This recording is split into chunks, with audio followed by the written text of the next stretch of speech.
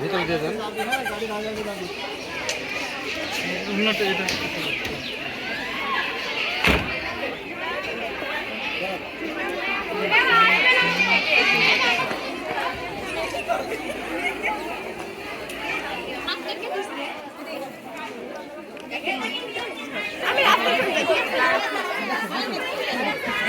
আজ আমার মন প্রাণ অসাড় হয়ে যাচ্ছে। কথা বলার মতো তেমন ভাষা আমার নাই। সেই 1992 সালের সেপ্টেম্বর মাসের 19 তারিখ থেকে আজ অব্দি এই 15 ডিসেম্বর 2025 দীর্ঘ 33টা বছর আমি এই প্রতিষ্ঠানে কর্মরত আছি। এই বিদ্যালয় যেন আমার প্রাণ।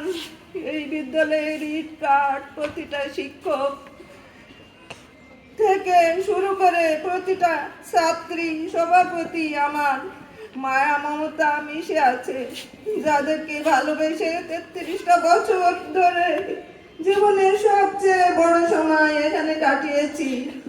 আজ তাদেরকে ছেড়ে চলে যেতে হবে। এই যে কতটা অসহনীয় যন্ত্রণা, তারপরও চলে যেতে হবে। ছোট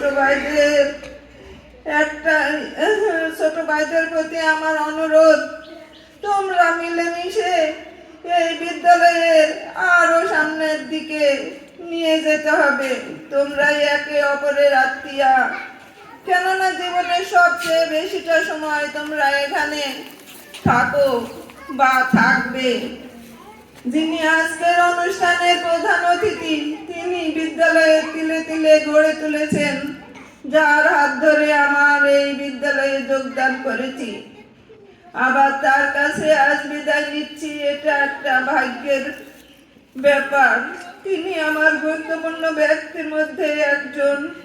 ওনাকে কাছে পেয়ে আমি নিজেকে অনেক ধন্য মনে করছি। আল্লাহ জানে ওনাকে দীর্ঘজীবী করুন।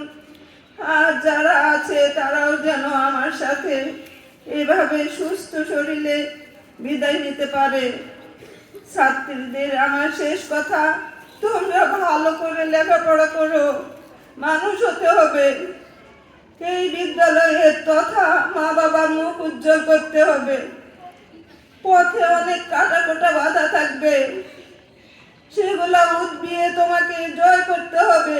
গন্তব্যের সিঁড়ি বেয়ে উপরে উঠতে হবে। আমার জন্য তোমরা সবাই দোয়া করো। আর আমিও তোমাদের কাছে আজ আমার অনেক বলার ছিল, কিন্তু আমার মানসিকতা খুবই খারাপ, আমি বলতে পারছি না। তোমরা সবাই আমাকে প্রাণ খুলে দোয়া করো, আর আমিও তোমাদের জন্য সবার প্রতি দোয়া রেখে আজ কথা শেষ করছি। আল্লাহ হাফেজ।